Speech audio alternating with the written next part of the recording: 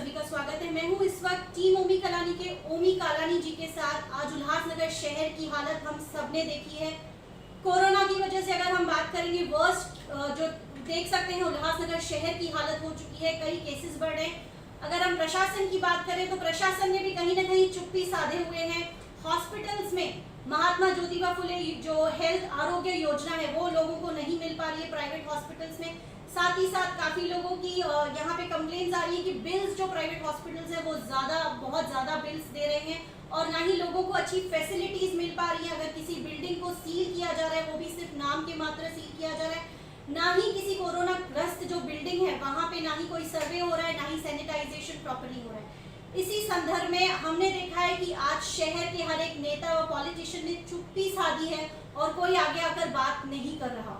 आइए इसी संदर्भ में बात करते हैं ओमी जी से और जानते हैं क्या है इसकी वजह। ओमी जी, आपसे जानना चाहेंगे, शहर की हालत इतनी खराब है कोरोना को लेकर, फिर भी शहर के नेताओं ने चुप्पी साधी है। देखिए, मैं आपको एक बात बताना चाहूँगा कि जिस वक्त लॉकडाउन चालू हुआ था कोरोना वायरस का, टीम ओमी कलानी ही एक ऐसी पॉलिटिकल पार्टी थी जिन्होंने खुद आगे आए और चाहे वो खाना डिस्ट्रीब्यूशन हुआ, पूरे घर घर सैनिटाइज हमने करवाया, उसके बाद आर्सेनिक 30 के डोजेज हमने बांटे और अभी भी हम जो मालेगांव का काढ़ा है वो भी हम डिस्ट्रीब्यूशन कर रहे हैं। तो ऐसी कोई बात नहीं है कि भाई कोई भी पॉलिटिकल पार्टी आगे नहीं आए। हाँ, जहाँ तक आपका बोलना है कि प्राइवेट हॉस्पिटल्स में बिल ज़्यादा आ रहा है और फ्री ट्रीटमेंट नहीं दिया जा रहा है, तो मैं लोगों को बताना चाहूँगा कि गवर्नमेंट का क्लियर कट ये जीआर है कि लोगों को टोटली फ्री ऑफ कॉस्ट उनको ट्रीटमेंट देना है। अब कॉरपोरेशन की जहाँ तक बात है तो साई प्लैटिनम नाम से ऑलरेडी एक हॉस्पिटल उन्होंने बनाया था जिसका इनॉग्रेशन हमारे मिनिस्टर साहब एकनाथ शिंदे साहब ने किया था। तो उधर भी लोगों को ट्रीट किया जा रहा है। 4 नंबर में हॉस्पिटल है, उधर ट्रीट किया जा रहा है। ऐसे बहुत सारे जगह उन्होंने ऑलरेडी लिए और अभी जो पाइपलाइन में जो अभी जगह है जिसमें एक हमारा भी खुद का कॉलेज है वो भी हमने दिया है कोविड के लिए।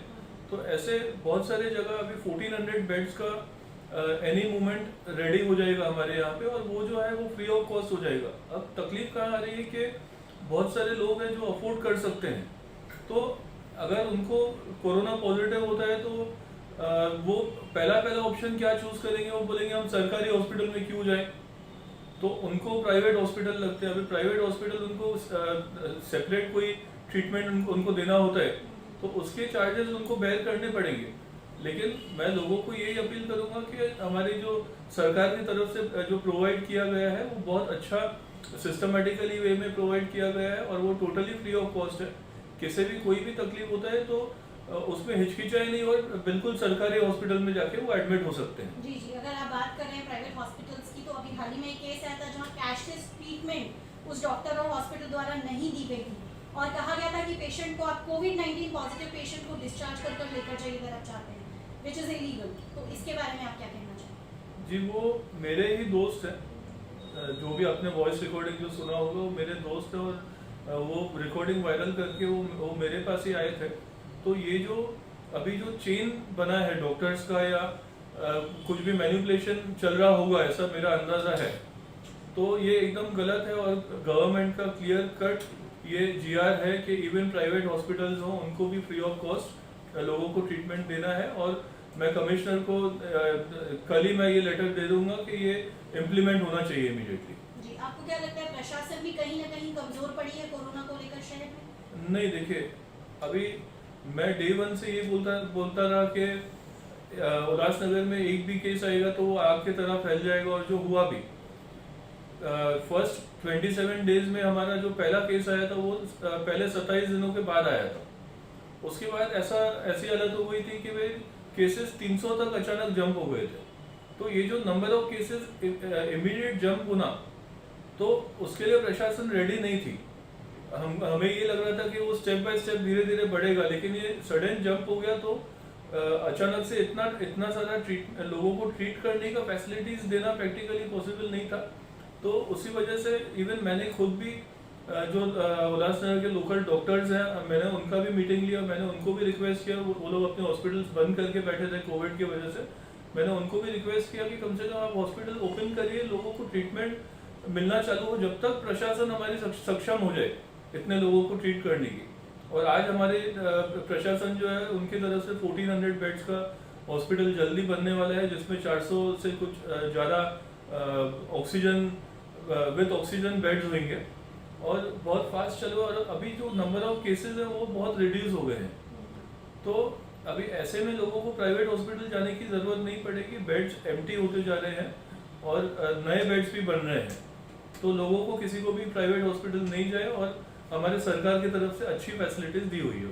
जी ओमी जी, आपसे जानना चाहेंगे कि अगर क्या आपको लगता है हर एक कॉर्पोरेटर के अंदर, जैसे कि ऑलरेडी शायद टीम बन चुकी है लेकिन उसका इम्प्लीमेंटेशन कहीं नहीं हुआ है, हर एक कॉर्पोरेटर के अंदर में 10 लोग दिए जाते हैं अगर, और टाइम टू टाइम डिसइंफेक्शन का प्रोसेस होता है हर एक वार्ड में, हर एक वार्ड की जिम्मेदारी उनको दी जाती है, जहाँ प्रॉपरली किसी को कोरोना के सिम्टम्स हैं उनकी प्रॉपर सर्वे की जाती है, टाइम टू टाइम अगर डिसइंफेक्ट किया जाता है एरिया को, और जिनको सिम्टम्स हैं उनको इमीडिएटली आइसोलेशन में लेकर जाया जाता है या क्वारंटाइन किया जाता है, तो कहीं ना कहीं ये स्टॉप हो सकता था लेकिन नहीं किया गया।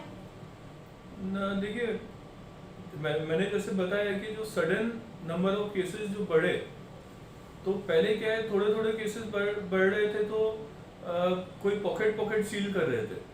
अभी ऐसे में 300 पेशेंट्स एक दिन में आएंगे, 350 पेशेंट्स एक दिन में आएंगे, तो मतलब प्रशासन अचानक से एक ही दिन में इतना इंफ्रास्ट्रक्चर कहाँ से लेकर आए जो एक ही दिन में इतने सारे जगहों पे पहुंच पाए। तो अभी जैसा कि हमारे प्रधानमंत्री जी ने बोला है कि भाई खुद को अपना ख्याल रखना है, तो मैं भी यही बोलना चाहूँगा कि हमको खुद को अपना ध्यान रखना है। और ये होम आइसोलेशन भी हमने चालू करवाया है, उसके लिए भी मैंने ही काफ़ी इनिशिएटिव लिया था। और ज़्यादा सिम्टम्स जिनको नहीं है वो होम आइसोलेट हो सकते हैं, जिनका ऑक्सीजन ड्रॉप हो रहा है तो उसके लिए उनको इमीडिएटली हॉस्पिटल में जाकर एडमिट होना चाहिए। जी ओमी जी, आपने बताया कि कोरोना काल में आपने काफ़ी अच्छा काम किया है, जैसे आपने सारी चीज़ें बताई शहरवासियों की, लेकिन फिर भी कहीं ना कहीं हमने देखा है कि टीम ओमी कालानी का जो नाम है वो हमेशा गुंडागर्दी के साथ जोड़ा जाता है। देखिए वो तो लोगों का देखने का नज़रिया है, और हाँ हम करते हैं, लड़ाई करते हैं, झगड़े करते हैं, लेकिन लोगों के लिए। हमारे पर्सनल कोई भी केसेस नहीं है मेरे ऊपर, जो भी केसेस है वो हमने किसी और के लिए लड़े हैं, और अगर उसको गुंडागर्दी बोलते हैं तो हम लड़ते रहेंगे उसमें। अगर लोगों के लिए लड़ना गुंडागर्दी है तो ठीक है मैम। एक आखिरी सवाल, आपको लगता है कहीं ना कहीं ये कोरोना काल में पॉलिटिकल नेक्सस है हॉस्पिटल्स एंड पॉलिटिशियंस का, जिसकी वजह से ये सारी लोगों को मुसीबतें झेलनी पड़ी? देखिए एक कहावत है कि अगर तालाब में एक गंदी मछली हो जाए तो सबको गंदा बुलाते हैं। तो कुछ पॉलिटिकल लोग हैं जो ये नेक्सस में शामिल हैं, लेकिन उसका ये मतलब नहीं है कि सभी पॉलिटिकल पार्टी शामिल हैं, कुछ लोग हैं, नो डाउट। ठीक है, हमसे बात करने के लिए बहुत बहुत शुक्रिया। तो ओमी जी ने हमें बताया कि किस प्रकार कोरोना में 1400 बेड्स का और भी हॉस्पिटल उल्लासनगर शहर में सेंटर आ सकता है कोरोना के लिए।